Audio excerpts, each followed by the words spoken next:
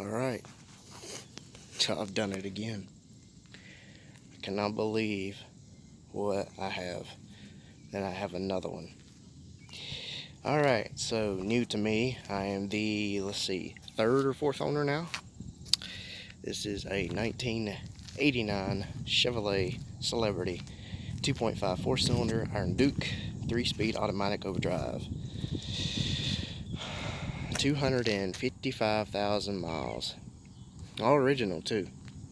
Some work's been done to it, and I'll go through that and show you the inside, take her down the road, show you how she drives and everything. Clean title. Basically I got the car, paid $150 for it. You're thinking, how? Well, supposedly, as you guys know, I work on vehicles on the side, and he brought the vehicle to me after taking it to a so-called mechanic and had the transmission fluid changed.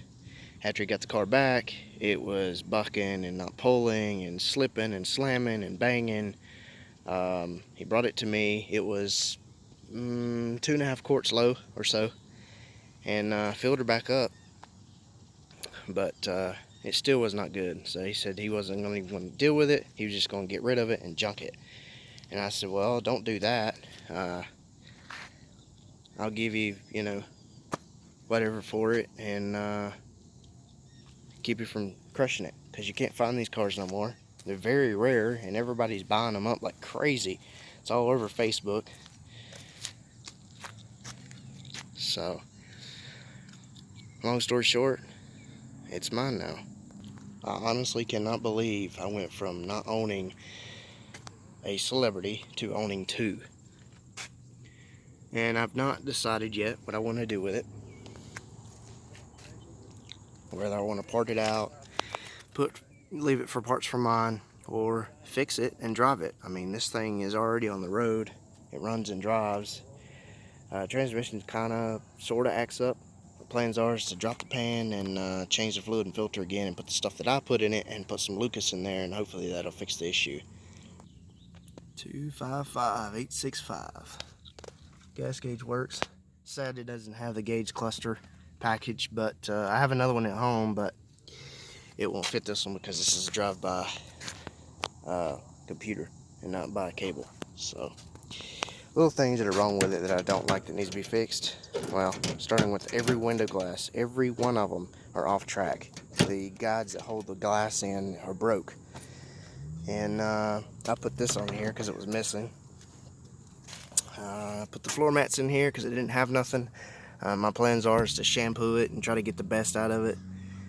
And all the lights work in the dash. It has AC, but that's about it. It doesn't have power door locks, does not have power windows, does not have rear defrost. It's very basic. I love the bench seat. I like my bucket seats too, but this is how nasty the car was when I first got it, which was insane. I cleaned the front 2 door jambs. I put the back seat back in the slot because it was not in its place. And that door and the door panel is not even stock. That is off of a Pontiac 6000. So, as you can tell, it's got overspray. The door's blue, but the inside's black. So yeah, not stock. I like to change this panel for a Celebrity blue panel, and hopefully that'll be an easy swap. Should be just, door panel, and that's it. The vent here is missing, and it's letting a lot of water in and getting the floor, but luckily it's not even wet, and I'm very happy about that. But my other one, my Eurosport, well, it's been hit, so that's why it doesn't shut right. That's why the door was replaced. Basically, the car just needs to be shampooed. Just really needs a good detail. See the black junk on the panels. Dash is not busted, not cracked, not beat up. It is a little sun welted, but other than that, I mean, it's beautiful, and I love blue. One of my favorite colors. Headliner is, well, it's there, but it ain't the greatest. I changed it to LED. Alright. the famous Iron Duke. So she's got, I put a motor mount in it after I got it, because the motor would just bang and clang when you put it in gear, and it would shake, you know, real bad when it would idle. So it was like $6, knocked that out, and now it's so much better. I put a radiator in it, and the guy had already replaced the alternator, power steering pump, water pump, belt tensioner, starter, battery. I put an air filter in it. I put the little breather in it. It's got an issue of having some oil buildup on the valve cover, and I'm wondering if there's a PCV issue or vent issue, but I changed the filter inside, and so far it's done a little bit better, but it's still oily. I need to take the valve cover off and go through it. Sounds like it's got some valve train rattling noises. Maybe the rocker arm nuts came loose. Had that happen before, but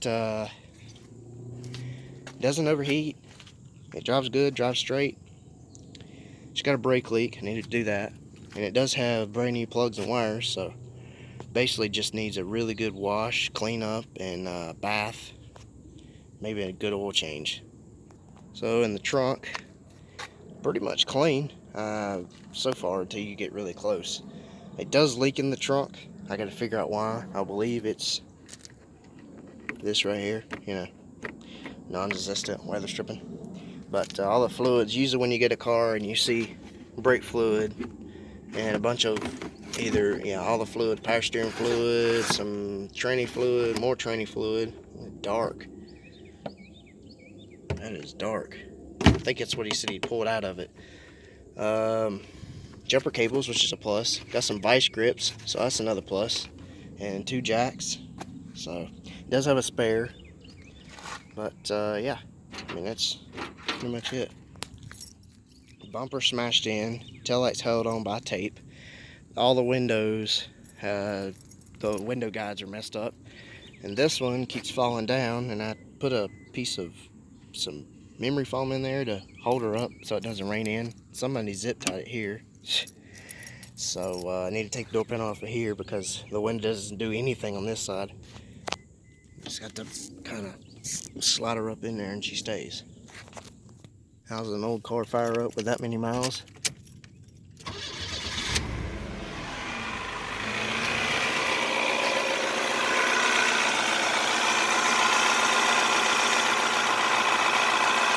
Sounds very healthy. Definitely needs an oil change.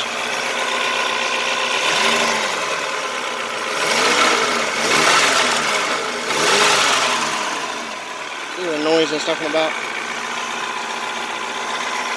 Yep. Pretty clean. Sweet. For the interior part, everything's pretty much here, which is good. I am missing the cover underneath the panel, but I can find that somewhere, I'm sure. Put her in gear. It goes right in gear.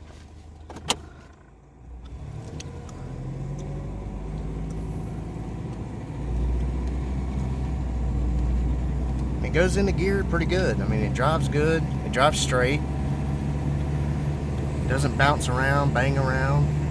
And since it's got full on fluid, it doesn't slip much anymore like it used to. I mean, it was horrible. You couldn't even drive it.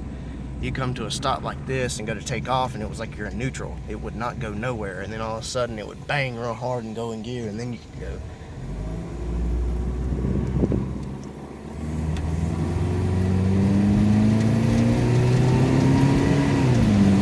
See? Right in a second. And 30.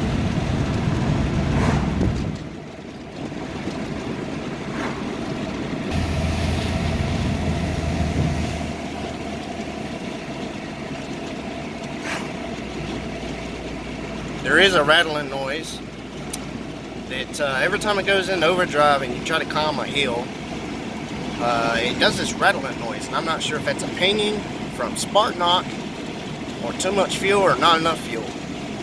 It does run a little rich. I may go ahead and change the coolant temperature sensor and the oxygen sensor and see if that helps. This is OBD1, so you can't really look it up and see what the fuel trims are. But yeah, Other than that, it drives straight. It drives really good for a car that has this many miles. I'm really impressed. Well guys, that pretty much sums up this video. If you like this video, please give it a big thumbs up. If you didn't like it, give it a big thumbs up anyway. If you have any questions or comments, leave them in the bottom. I'll try my best to get to them. And if you haven't already, hit that subscribe button. I have how-to repair videos just about every other week, whenever I can, whenever possible. And then there's videos like this. Make sure you have that notification bell on so you don't miss the next upload, and stay tuned for more. Thanks for watching, guys. Have a great day or night.